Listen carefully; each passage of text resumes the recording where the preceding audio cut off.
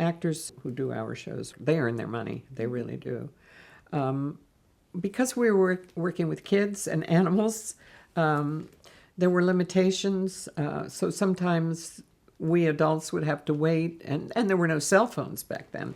So even though I only lived 5 minutes from the studio, there were times when I would just be hanging around for 6 or 7 hours before I actually worked, and I'd be in makeup, and I hated that part of it. That part of it just, and we didn't have fancy dressing rooms in the beginning, and so we were in these little tiny little trailers, and it was hot and just boring. Boring is the worst thing in the world.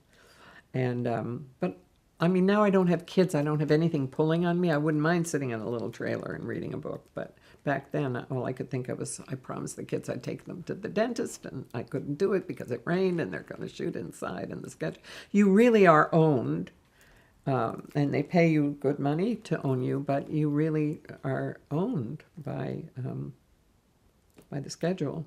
And the schedule will change constantly because this happens or that happens, and they quickly have to change things. But I know I'm sounding ungrateful, but I am not. I'm so grateful for that show. It saved my ass, and it put my kids through school, and I have friends for life.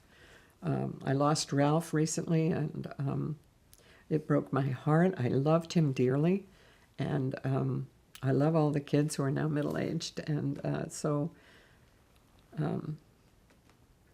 it was a blessing in my life.